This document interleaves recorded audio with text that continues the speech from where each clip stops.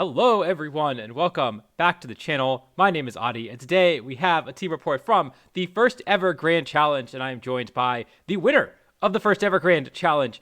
Nick, how are you doing? I'm doing great. Yesterday was a lot of fun playing Pokemon and then celebrating, and um, I'm really excited to talk about the team that I built and how it did. Yeah. So I guess we can jump right into it. So you, of course, you were at Baltimore Regionals. You top cut Baltimore Regionals, and you brought something totally different to the Global Challenge. Talk about your preparation process and your team building process for this tournament. Sure. So, yeah, I used the Sun team at Baltimore. That like maybe could have had a video made about it, and some people messaged me about it. But it was I honestly am gonna grab the link for that since just the way the conversation has gone.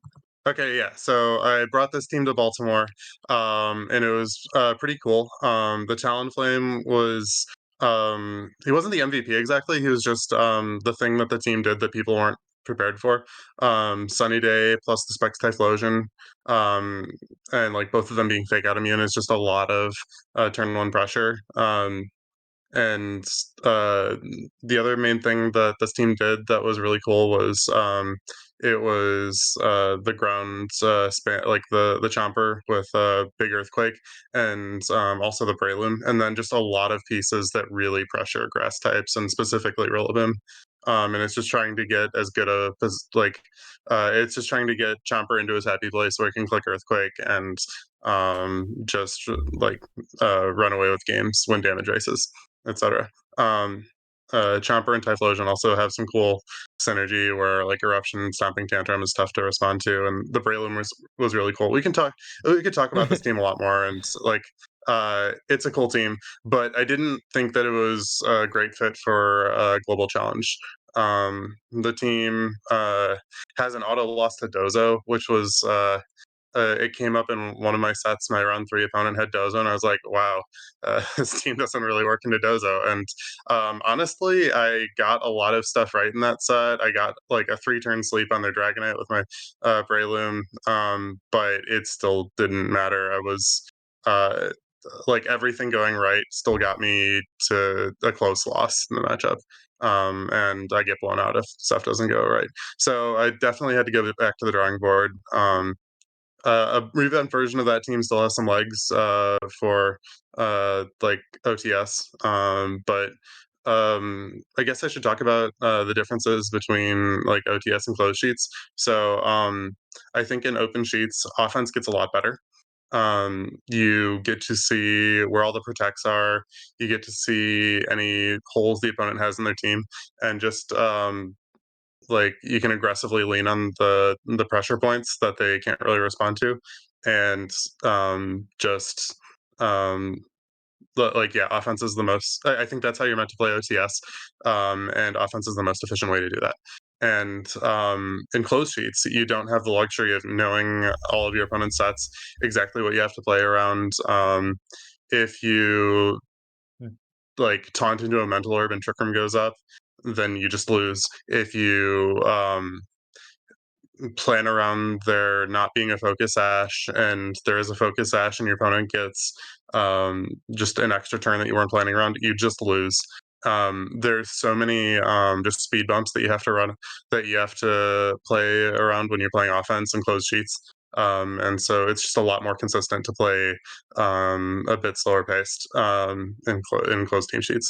And that is probably my least favorite part of OTS because I prefer the slower paced gameplay. But it is what it is, and so like OTS is also really cool in other ways, and so it's just a give and take, and both formats are cool.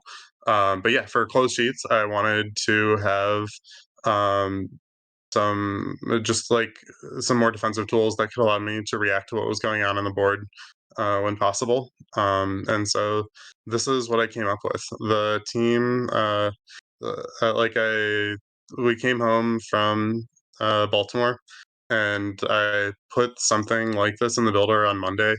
I know Adi was talking up AV Blood Moon in Tub at the time, and so I was like, I'll try this guy out. Um, and I think the some of the trace P2 interactions were also tub derived. I didn't come up with them. Most of the rest of it was my own creation, and so far as like I can claim that Focus Hash Sneasler, Choice Bend Directable are my own, but um, like everybody else runs them. But Well, the text and like the choices were all at, put into the builder by myself. Go ahead. at the very least, you get to claim Ursaluna Blood Moon with the Salt Fest as your set or as the tub set because I also ran it and I'm doing my own team report a little later. Uh, and yeah, I think we were talking about how on tub takes. I guess you weren't on this tub takes. But we were talking about how people were not running Ursaluna correctly, and only one Ursaluna Blood Moon top cut Baltimore regionals. And so yeah, I think this Ursaluna set especially is really strong. It's the way to run it, and especially in closed team sheet where they don't know people maybe weren't expecting the set where all of a sudden you have to play around Life Orb and Assault Vest, and Vacuum Wave surprises people, stuff like that. So yeah, I was really impressed by this and it's just something that people weren't expecting seeing. But yeah, you can keep going. Yeah. So I had just had a lot of like probably half a dozen games where the opposing Goldango expected to kill my Ursaluna and they just weren't playing. Like they were faking out the other slot and just saying, "I'm gonna have my +2 make it rain, kill your Ursaluna," and that slot is dealt with, and you probably don't have a chair that can resist it, and everything else is just and I'm gonna focus on making sure the other slot also can't do anything scary, like if it's a P2 or something. And then I'm just like, or like if I have a Sneasler Blood Moon, and they have a Specs Goldie, same idea. Like they're gonna fake out my Sneasler and make it rain. And it's just no, Ursaluna eats that, and Earth powers the Goldie, and uh, yeah, you weren't allowed to take that trade. Sorry that you thought you were. Those are my points now. Um, and just game kind of ends because Amoonguss goes crazy because they don't have Goldingo anymore. Um, and so that was like Earth AV Blood Moon was absolutely filthy in closed sheets. I still think it does a lot of really cool stuff for open team sheets, and so like I'm going to be explaining why my stuff worked in closed sheets, but also like explaining keeping an eye towards how it'll work in open team sheets because that is the still the better like the format that more people play. And I'm also in the process of figuring out how to apply stuff from this team to the open team sheets world. And so, like, we're gonna just take that adventure together because I haven't fully figured out the direction that you're supposed to go in. But yeah, um, I think the next most applicable guy from this team for the open team sheet world is the Porygon 2. Nothing about this is uh, closed sheets reliant. Um, it is just it's a bulky Porygon too. It is, funnily enough, the exact same spread and moveset as my 2017 Global Challenge team that I hit 1900 with. Um, just bold max HP 156 defense. It's the bonus point. Max speed F and put the 4 in special attack and speed because they're left over. That guy was download. And that was correct in that format because there were a lot of boards, such as Cartana boards, which has a massive spit F stat or massive defense stat and basically zero spit F, where you're just guaranteed to get the spit F boost or sorry, the special attack boost. Um, in this format, there are a lot fewer of those boards, and people are very mindful for just making sure that the board that they lead isn't giving P2 a special attack boost. So rather than try to fight uphill against that, I just decided to opt out of it and go for what Trace can offer instead because people were not respecting Trace. There's a few abilities that are just the nuts that are absolutely phenomenal that can take over a game if you get them. The biggest one, and the one that initially pushed me to running Trace, was Unaware against Dondozo.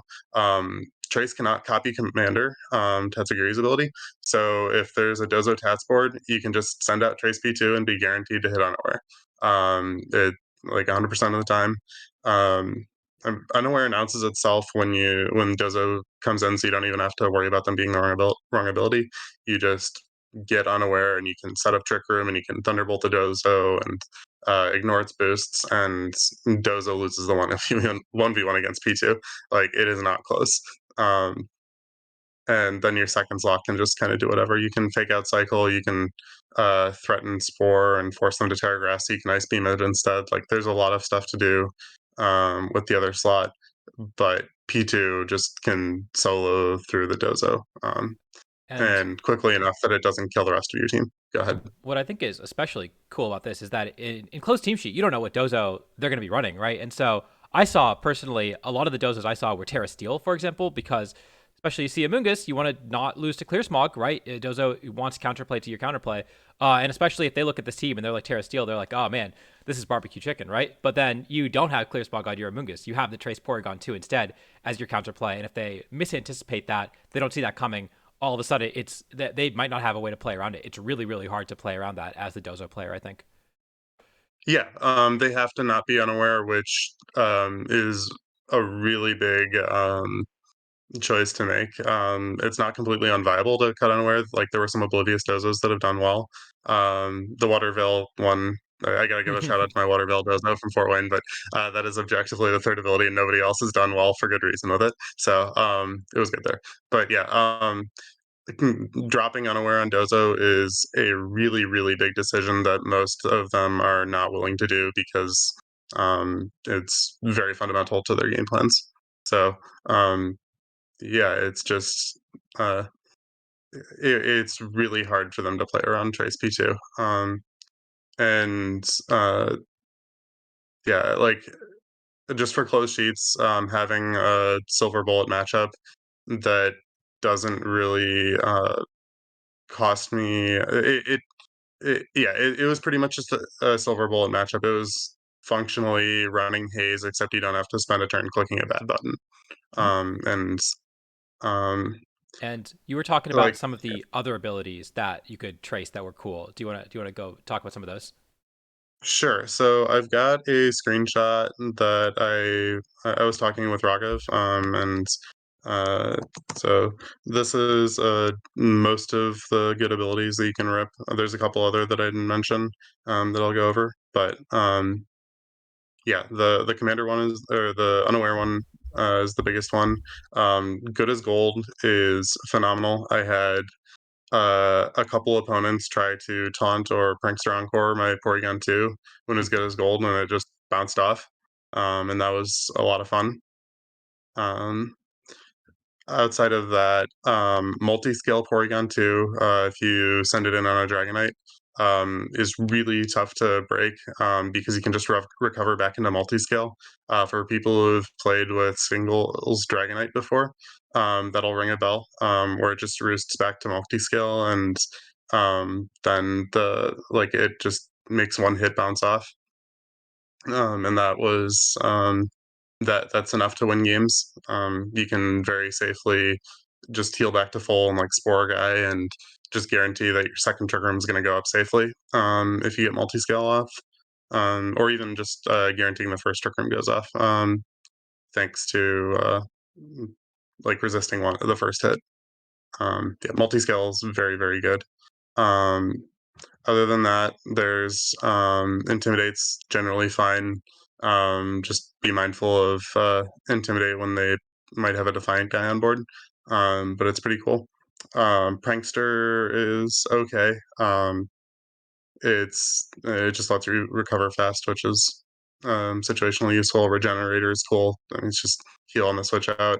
Unaware can be cool in other contexts other than Dozo. Rough Skin is cool against Garchomp, since especially if they want to Dragon Claw or Stomping Tantrum you, you just get some free damage. Swift Swim against a Pelipper can let you Thunderbolt it before they get to Tailwind or whatever else. Um, Toxic Debris is pretty cool situationally. Yep. Um, those are most of them, but like, yeah, there's a bunch of good abilities in the format to trace. Yeah. And Sturdy too, right? You can sturdy Arcaludon, and then all of a sudden they can't really body um, press you as much. oh yeah, no, that's the one I forgot on this list. Is Stamina is crazy on Sorry. Porygon Yes, too. that's the one. Uh, uh, you can. I mean, sturdy isn't bad. Like sometimes they just set up like a +4 make your rain, and you or something similar, and you just or like I don't know a +4 body press. I guess it'd be cool to. You wouldn't be tracing sturdy in that situation, but I guess the relevant to this tracing friend guard could probably be really cool as well. Mhm. That because that's just a generally broken ability. But yeah, no, trace has a lot of applications. My other note about Porygon 2, kind of relevant to this. Um, so there's a pretty big trend right now where the Porygon 2s go modest, alongside download and having a stab move, and that's just a different way to play Porygon 2. Um, I kind of fundamentally disagree with it. I get what they're going for. Where if you have the stab boost on your attack on your Terra Blast or your Tri Attack or whatever, generally Terra Blast, um, you get to and also a download boost. You're hitting harder than a super effective +0 attack, and so it makes um, it it makes your P2 just hit really hard. Um, my issues with this are I have a couple of issues. Um, you just never have perfect two move coverage. The most common options are Terra Blast, or a Terra Blast plus Shadow Ball or Terra Blast plus Ice Beam. I think Ice Beam is more common. And both of those options just get walled by King Gambit. And so if they have a King Gambit or a Golden Go, if you have Ice Beam, and there's some other coverage holes as well, like um, there's some other coverage holes. Um, Steel types in general tend to be the answer to what they can hit. But yeah, you just have to hog the Terra on your Porygon 2. Um, and my Porygon 2 never really had to Terra unless it wanted to just like 1v1 a Sneasler, basically. That's about the only time that I actually really either that or dodge potential final Gambit from Annihilate. Um, those were the two scenarios where I would tear my P2, and otherwise it just got to let its teammates Terra. Um, the and like that just has a bunch of value because the other guys do like tearing as well, and um, mm, yeah, just making your P2 hog the Terra is not something I was comfortable with for a closed sheet tour. The other thing is that I wasn't very comfortable running modest P2 because I wanted a defense boosting nature. I think Porygon 2's main selling point is that it can take double ups, just two attacks from the opponent, and safely get Trick Room up. So uh, if you have like an Amoonguss P2 board, you can Spore Trick Room and they can't stop you from Trick Rooming. And you can just get your pressure plan rolling on turn one instead of having to wait longer. Um, or if you lead Fake Out plus Trick Room, but they Terra Ghost their guy and dodge your Fake Out, you're not just out of luck. You still get your Trick Room up, and you can recover your position and punish them uh, for not having like denied your Trick Room with their Terra. And yeah, basically, I just think defense boosting P2 is like the nature boost is really cool. And um, aside from that, Ice Beam T-Bolt has traditionally been the best coverage on P2. Um, Terra Blast does some really cool stuff, and I'm not trying to undersell that. Um, if you're willing to commit Terra to your P2 pretty often, then it does give you better coverage than Bolt Beam.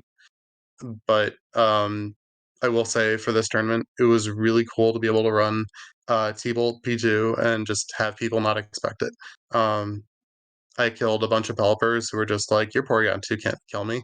I don't have to fear you." And then they died, and um, it just it was really nice to run the historically best set and also get some surprise value out of it.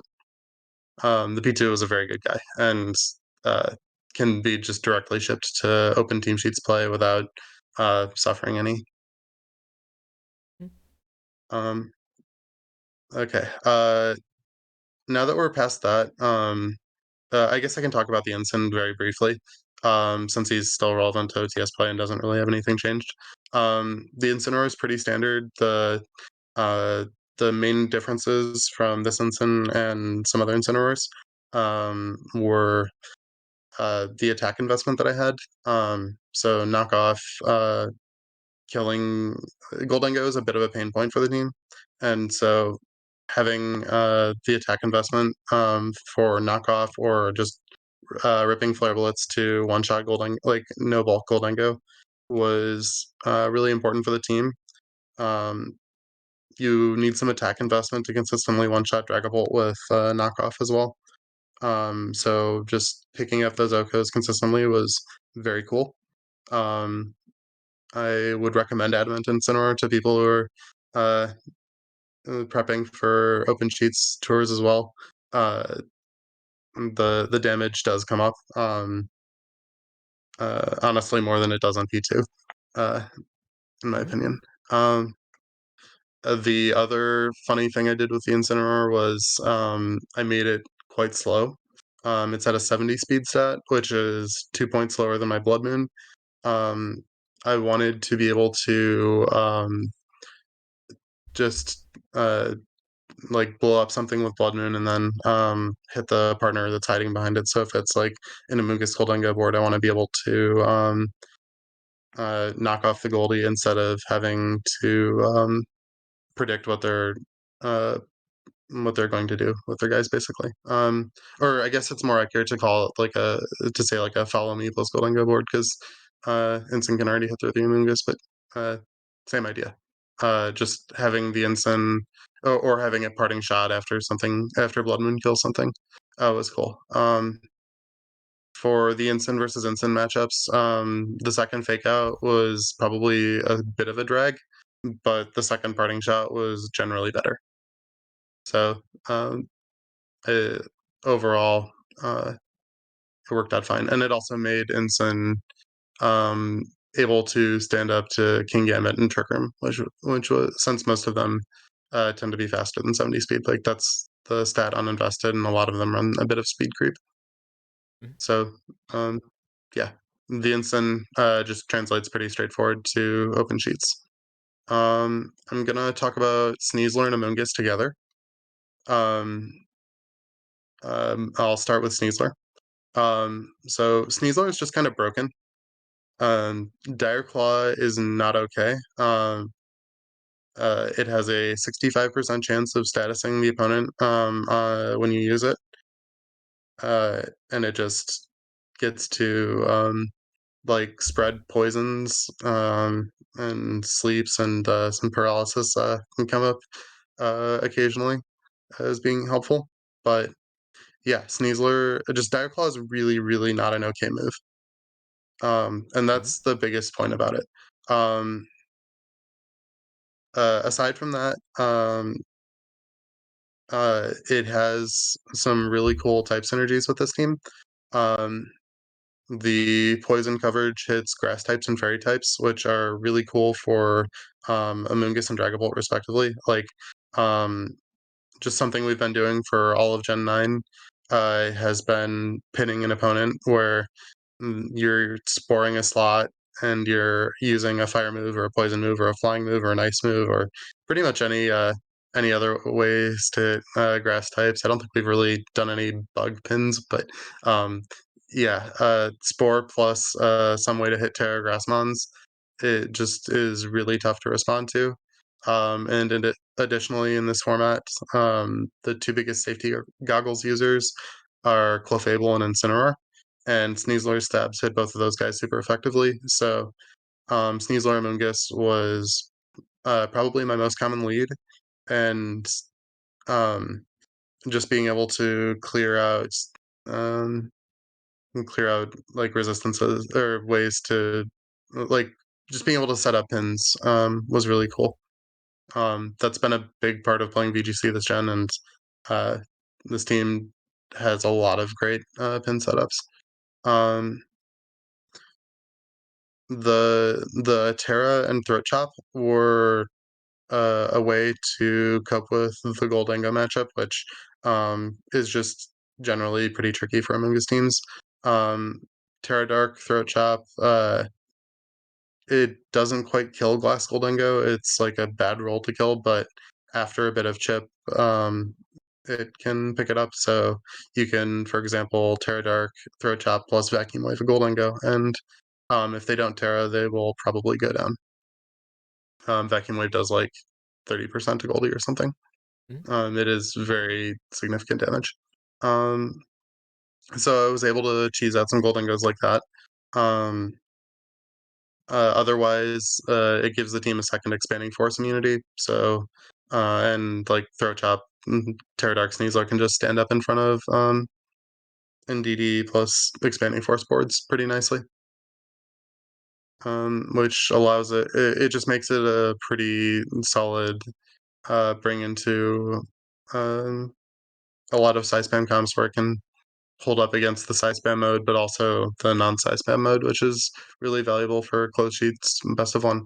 But yeah, Sneasler, and I guess I didn't directly say it, so getting dire claw poisons on stuff, and then uh, like just playing instant P2 Amoonguss games and waiting for them to tick down to poison is totally valid and real, and was a thing that I did um, a bit, and that's also powerful. But yeah, Mhm. uh, the Sneasler usage guide is if you don't have a reason to click another move, always spam Dire Claw. That move is just broken, and the more times you click it, the more times you give yourself to be rewarded by the game for clicking the broken button.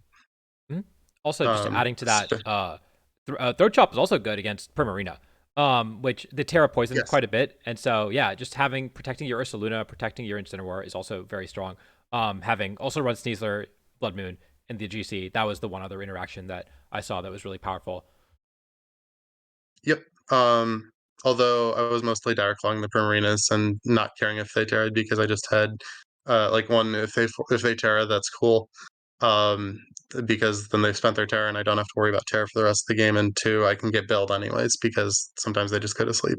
Hmm. Um, Yeah, no, Dire so Claw, yeah, very silly move. It's you said 65% chance to status. It's really stupid. yep. It's not like it's weak. I mean, Sneasel's got the 130 attack stat. It's just also fishing the entire time while it's clicking solid like glass cannon damage output. Um, yeah, so the Amoonguss said I wanted to talk about it in the context of Sneasler. So Covert Cloak Amoonguss is just broken in closed sheets. Um, my most common leads with the team were Sneasler Amoonguss. I would fake out one of their partners and like generally the guy that couldn't fake out, and they would fake out my Amoonguss, and then the Amoonguss would spore their Sneasler or whatever they had, clicking fake out, or the partner, or just taking, and like that kind that it didn't quite end games, but it put me in a very favorable position from turn one just off of um, putting that on my team. So yeah, the covert cloak shroom unfair and closed sheets definitely does not translate as successfully to open sheets, but it still does break some flowcharts where people are fake out cycling. So I think Overcloak Amoonguss is still pretty real in open sheets. Just it's not going to cheat as hard. Blocking Dire Claw status is also really cool for the Amoonguss. Like uh, you just don't have to fear it getting status, and that's like pretty cool. Uh, Um, with respect to Amoonguss, one question that I have, because I've always been hesitant to run Amoonguss in grand challenges because you don't know where the safety goggles are, you don't know where the Terra Grass is. So how did you navigate through that? um, so yeah, there was a lot of double ups into slots with like um Claw Spore. Um, a lot of a lot of it was just knowing what probably doesn't have a goggles. So like Archelodon probably doesn't have a goggles. And if Terra's already spent, then you can safely spore it. Um, Pelipper hasn't been running much safety goggles. It's been a lot of covert cloak. And so I was pretty safe sporing Pelipper's. Um, there's a lot of supports like Grimsnar LP2, stuff like that, that uh, just can't really run goggles very viably. And a lot of attackers that mm, stuff like, I don't know, Blood Moon, Dragapult, for example, that just can't really run goggles. So usually, I think the only guy that I spored into when it had a goggles, and I was like hoping that it didn't, was a King Gambit that they sent out, and I was just kind of in a bad spot against it, and I was like, I just had to hope that it wasn't goggles. But um, otherwise, yeah, a lot of the time you could just uh, it, if an opponent is dangling something in front of you in closed sheets and saying please for me," then you're kind of not supposed to take the bait. But it's um, you just have to be able to get into their head and figure out why they would make a play, um, and just do a bit of deduction. Alex talks about this a lot as being one of his favorite parts of closed sheet Pokemon, and you have to do some of that if you're playing closed sheet Among Us. Um, on my final game of the Grand Challenge, I had an Amoonguss and Porygon 2 against a Pelipper and a Basculegion. The Basculegion had switched in, and then it was protecting. The Mon and back very much did not want to switch into a Spore. I think it was an Arch or something. And it was like, okay, bro, I know that you're going to Terragrass your fish. Like, you're you're very clearly setting up for this, and so I Ice Beam Sludge Bombed the Basculegion as a Terragrass to try to stall my Trick Room. Um, both my guys were parried, and so my Amoonguss full parried on that turn, but it still worked out. And I got his Terra and still did a bunch of damage to his fish on that turn. So, I mean, everything still worked out.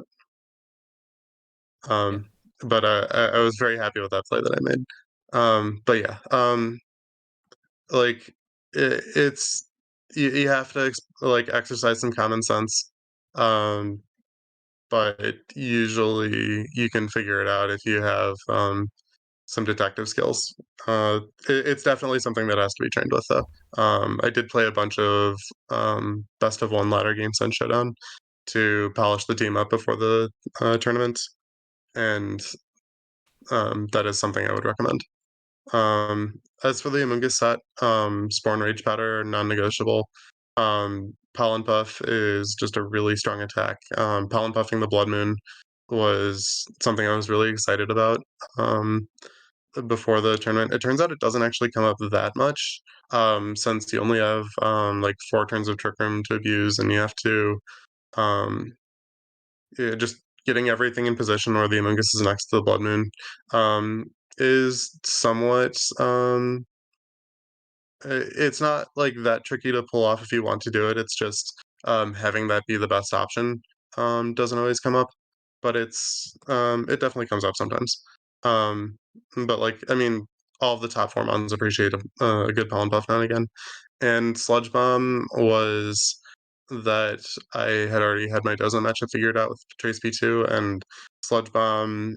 I was scared of Clefable being a big one, and I just wanted to be able to like Dire Claw, Sludge Bomb, and remove Clefable. I don't actually know if that kills, but just being able to put good damage into the best safety goggles mon in the format was something that was important to me. Terra Water is just so it can sit in front of a Typhlosion and Spore.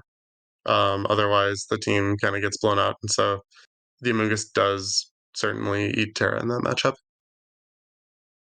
So just got to keep that in mind. Hmm. But it's also a Make It Rain resist, which came up. But I also one of my losses was because I teared the Amoonguss in a game where I needed to have a Grass Poison type to beat a Rillaboom Primarina in game, and so like as the tournament went on, I just kind of um, unless there was a Typhlosion clicking eruption in front of me. I generally kept the Amoonguss as its base typing as the tour went on. Sometimes I dodged Hurricane with the Terra Water, and that was cool. Like you can stand up to like a turn one rain board and either Rage Powder or just get a Spore off, and so that worked pretty well. But yeah, Amoonguss was a really good guy. Uh, uh, A fun guy, if you uh, will. Also was very fun. So true, Adi. Um, I guess the last guy on the team is the Dragapult, and um, it was the least brought mon on the team. I wanted to be able to have a fast mode if the opponent was trying to get too cute and do mouse ape stuff or whatever else they wanted to do that was a bit too cute. And Sneasler Dragapult, I mentioned they have some good type synergy, but Sneasler hits all the dragon resists, whether they're fairy or steel. There's all of them. There's two of them, and his stabs hit those types, and so it just seemed like a pretty cool pairing. Um, Terra Dragon was just leaning into that further. The Terra Dragon Dragon Darts. I really liked Dragon Darts for the global challenge because it's just a move that you can't get wrong. Um, you can get a little wrong sometimes, but you can't slam it into a protect because the game just tells you that you get your damage in the other slot this turn. So it's really tricky to play around for the opponent if they got the lead wrong. And yeah, I just thought it's just like really consistent damage output. It's not the most damage you can do with a Pokemon, but through being fake out immune, and just Dragon Darts mechanics, it very consistently made progress. And so if you needed to like set up a board for um Porygon 2, Amoonguss, or Bear or whatever. Like there's a lot of options to mostly P2 Bear, I guess, to win an endgame. Dragapult can get a position where it almost traded off their Mons and something's in Vacuum Wave to give you a really safe Trick Room setup, and then just progress the game from there. So Dragapult was yeah, like I said, my least brought Mon, but still a good contributor to the team. Mm. Yeah. Um, And I so, don't think I clicked Phantom Force the entire GC. I thought it was going to be important to have a ghost move on the set, and like it probably was, but um, that is a slot that you could definitely toy around with. I kind of wanted Sucker Punch on my Dragapult, um, but I was scared of running a Dragapult with no ghost move because just having access to your stabs is generally pretty important, and the team doesn't have another Ghost move. It has a couple of dark moves, but which is very similar coverage to Ghost, but just didn't feel comfortable with that. I also didn't click U-turn, but it theoretically is kind of cool into Rillaboom.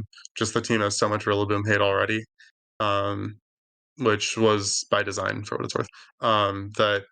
That aspect of U-turn didn't really come up. But Dragapult was okay. Um, yeah. Uh, Other options are probably Breaking Swipe could have been cool. Um, but like the choice band breaking swipes just hurt stuff. But yeah, I just felt comfortable walking in the set, and nothing on it was bad, even if I didn't click half of the moves. Outrage is also fine, but droppable. But it comes up sometimes, and sometimes you just need to do 120 base power instead of 100 base power, or you need to take a kill or whatever. mhm. Like, yeah, there's some somebody asked me about when I click outrage, and they said, oh yeah, it's just for mopping up end games. And I was like, actually no, I most often click outrage on the early game boards, like just leading Dragapult and clicking a turn one Terra Dragon outrage, and saying, okay, one of you guys is dying, I don't know which one it is, but the other one's getting spored, and we'll figure out how to deal with whatever's left later, is pretty strong and can be really devastating to some boards. Like it's a one shot on a really fast guy. Um, and I guess the last thing is Adamant versus Jolly. I didn't want to bother with Dragapult speed ties, and felt that if I was in a spot, I probably just didn't want to bring my Dragapult into opposing Dragapult teams. Um, I did end up winning one Dragapult speed tie with against another Adamant Dragapult, and that was against Oliver, and we confirmed in DMs that yeah, we were both Adamant 252. And I probably didn't need to win that speed tie to win the game because I had full HP Instant and back unrevealed, but um, it could have been dicey otherwise. But yeah, generally I wanted to opt out of bringing my Dragapult into other teams that had Dragapult.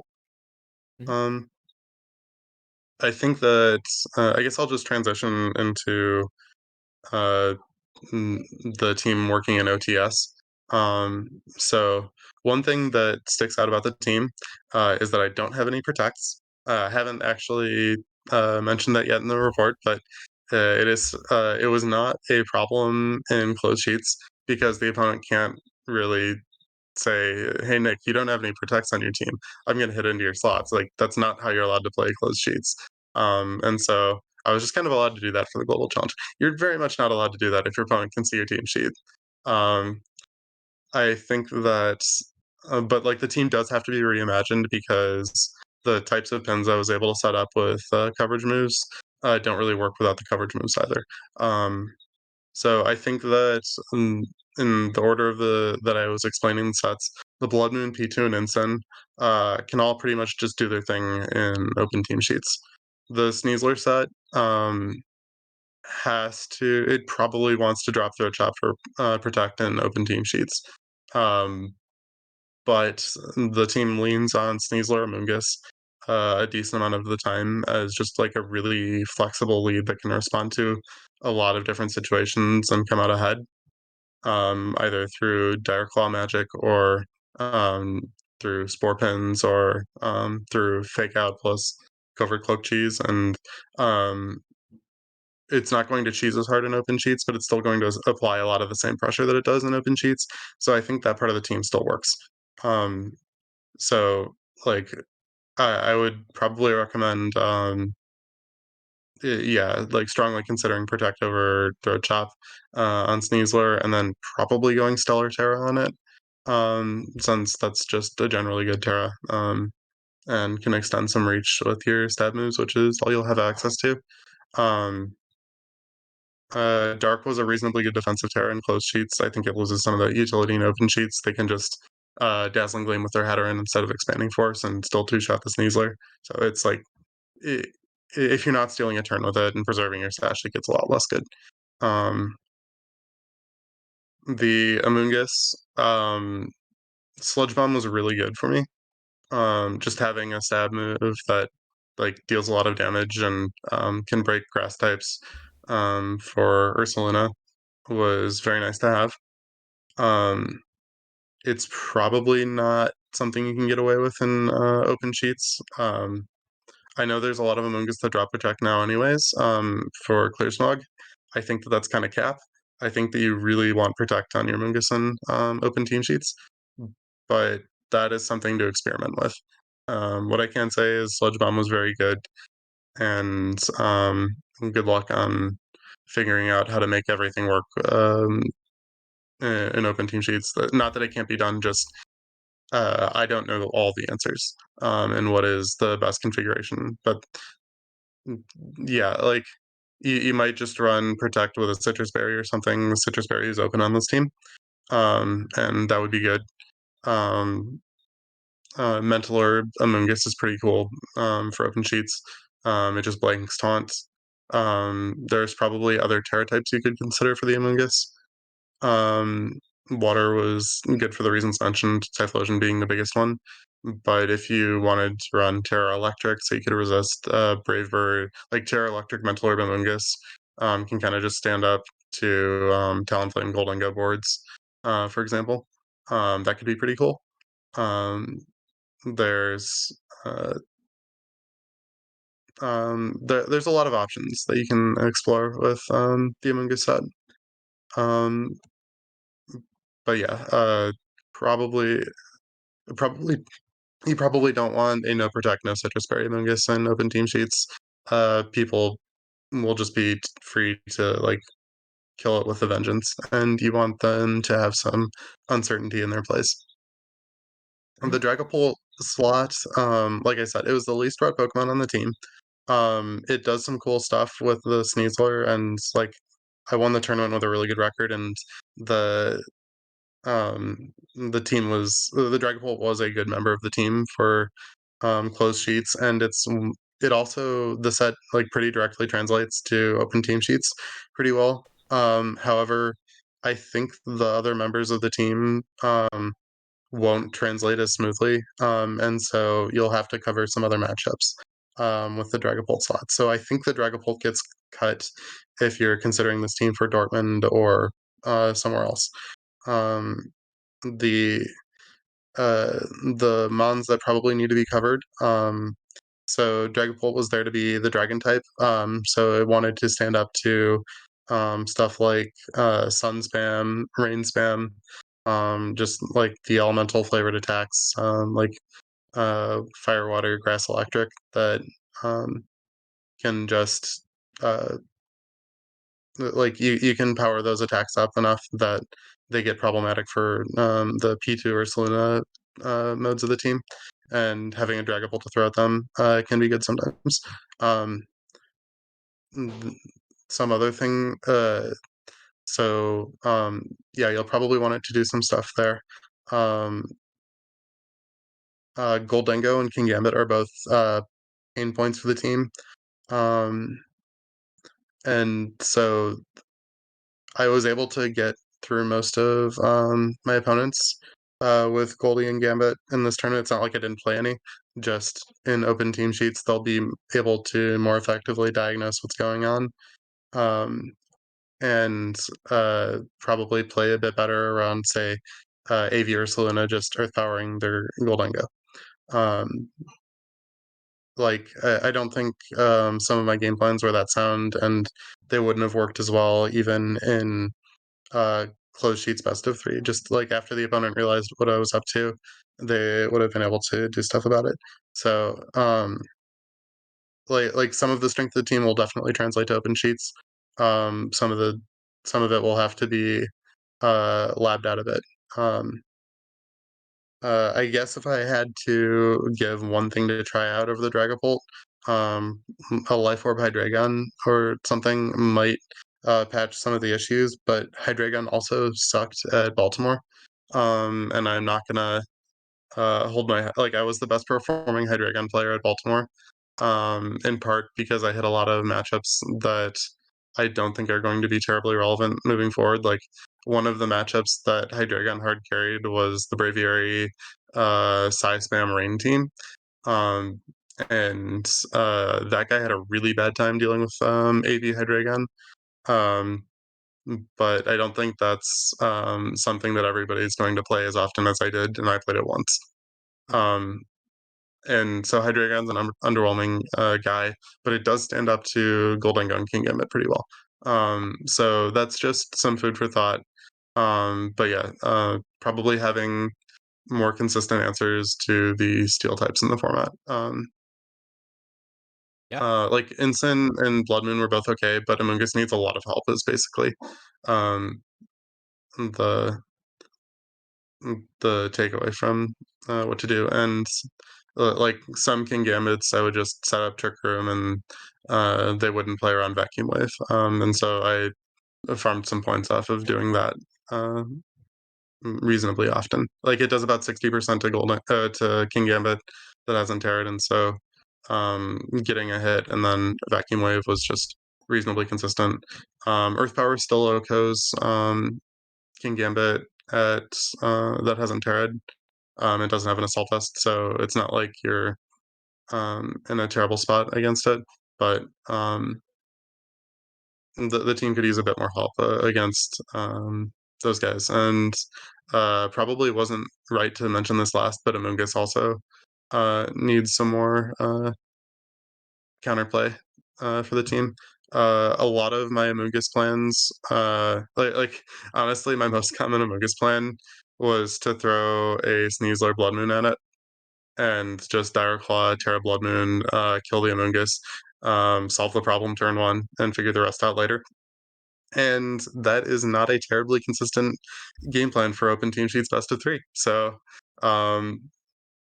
you probably want, if you're playing this team in open team sheets, you probably want to cut the Dragapult for something that can contribute more consistently against Amoonguss. So yeah, just to recap, you probably want to cover Goldengo, Kingambit, and Amoonguss, and also Rain and Sun. Um, Hmm. uh, Rain and Sun, the like Incineroar can stand up against eruptions. Amoonguss can stand up against both if you're willing to commit a Terra. I generally tended to commit Terra um, against Hisui and Typhlosion. Um, but yeah, since you're probably dropping Threat Chop off of Sneasler, Golden Gun needs more hate for sure. Yeah. Well, I would not be surprised to see variants of this team do pretty well at Dortmund. I think that the AV Blood Moon is a set that we're going to see a lot more of. I was joking that the Tub invented it, but obviously I got it off ladder. And Alex and Cedric both said that it was pretty common on the best of one ladder. So, yeah, I definitely saw a bunch of other people running this. And then yeah, I don't think P2 Instant Amoonguss is going anywhere. I think that from what I saw about EU, I think they love this sort of composition. So I definitely would not be surprised to see variants of this team do really well at Dortmund regionals. So I guess we actually have to go record Tub Takes in a little bit, but before we hop off, Nick, did you have a couple highlight matches that you wanted to talk about from your GC run? Um, like honestly, it was just a lot of the team doing its thing. I remember having a couple of tight matchups against Maddie, which I'm assuming was Maddie Morgan because he was like really high rated, and I also had a game against NICU Alex, um, who was who you also played actually. Mm-hmm. And I was DMing. I sent him a good luck before the match, and we chatted a bit after the match. Um, and his takeaway was, yeah, you just had too much gas for close sheets. I couldn't play around everything that you were doing, and I just got him too many turns in a row with new techs. Like, yeah, his direct quote was "GG, too much things, LOL." Um, I think and he tweeted something uh, similar. oh, I didn't see his tweet. Shoot, no, I'm really curious. But yeah, no, it's uh, like the team was very optimized uh for close sheets best of one. It's I think I did a really good job with knowing exactly what I could get away with in close sheets and playing around that. And like the pins that I've been talking about are still really fundamentally sound, and you can still do them in open sheets. Just you have to uh, tweak some of the fourth move slots on some guys. Yeah. But Well, yeah, for close sheets where people don't know my sets, one of the best teams I've ever made. It's just um, it was excellent. I also high rolled the tournament a bit. Like Direclaw did some really unfair things, and my P2 was on its game with the Ice Beam freezes. I think I got like probably like six or so freezes over 33 games, which is definitely batting above average. yeah. Good job, Porygon 2 and Sneasler. And I mean that's what it takes to win a global challenge, right? There's so much variance in best of one, but you can control a lot of it. You're playing Pokemon that don't miss moves, and they have moves like Dire Claw and Ice Beam and Thunderbolt that can get pretty lucky. And you're playing a very consistent team that's very methodical, and so yeah, just like I think in a lot of ways, like yeah, you're gonna get a little lucky, but like you also create a lot of your own luck. I've talked about this a number of times on the channel, and this team has the ability to do that while also creating so much uncertainty in what you're trying to do that yeah, it just really stands out as a really really incredible choice for the Grand Challenge, Global Challenge type of tournament, and for the best of one ladder in general. Oh yeah, I didn't actually notice that this team until now, and you said it like that, that this team is Riley Factor approved. Everything is 100% accurate. Yep. It passes the Riley check, which is a very high bar to clear. And usually I'm pretty open to running some inaccurate moves, but yeah, he just doesn't. The team doesn't miss. Mhm. So I definitely recommend that you try this team out, even if you're going to a best of three tournament. Like we talked about this at length, some of the changes that you can make, but I think this core is very strong. A lot of these individual sets are very strong. And then if you're playing on the Battle Stadium ladder or maybe prepping for the next global challenge or Grand Challenge next month, definitely recommend that you try this team out as well. So yeah, thank you all for watching, and congratulations, Nick, again on winning. Did you have any final words or shout outs that you want to give? Um, honestly, okay, I'll give you a shout out for bringing AV Blood Moon to my attention. Um, and the rest of Tub has been pretty on Sneasler. So like that guy's broken. Shout outs to y'all for keeping up. But aside from that, and shout outs to Fido, shout outs to Amberflight Gaming, shout outs to my parents. Um, love all you guys. Uh, Team was yeah, I just labbed it out for a couple of days earlier this week, and everything fell into place. So I'm really proud of my performance. And I'm really proud that I had even I definitely high rolled a couple of my games that maybe probably should have been losses, but I also had 12 games left over that I could have cranked out some more wins if necessary, and most of my games were just clean wins, or clean in the sense that I didn't get game saving hacks to bail me. Um, if I get a dire claw poison touch poison on turn one and then I play around that for the rest of the game, like I don't consider that to be a hex when I consider that I fished and then we both reacted to what the game threw at us, and I came out on top. And um so early game fishing with dire claw does not count as a hex win. It I don't counts think as just yeah, it counts as using a broken move and um getting rewarded for clicking a broken button. I think the hacks wins and the normal wins all count as wins, and that's what's really important at the end of the day. That So is so true. but yeah, The dire claw sleeping two guy the dire claw sleeping the instant as the Terror Dragon Goldie protects and then sleeping the Goldie next turn. That one doesn't really count as a non-hex win. Like that uh, my Sneasler was definitely on for this tournament. But um there weren't that many of those. It was just a pretty strong tournament from myself. absolutely. Well, again, we got top takes in a few minutes, so if you haven't, and that'll of course be on the YouTube channel before this team report out. So hopefully you've watched that already. But we're going to talk more about the grand challenge and maybe our experiences and the payout structure and all that stuff. And of course, I'm going to have a team report with my team a little later where I talk about my AV Ursaluna as well. So definitely don't forget to subscribe because we have a lot of content coming out this week. And yeah, thank you again for coming on the channel. I really appreciate it. I definitely recommend that you try this team out. Of course, as per usual, rental code is on screen right now, and the paste will be in the description down below. Thank you all for watching, and until next time, I will see you all later. Peace.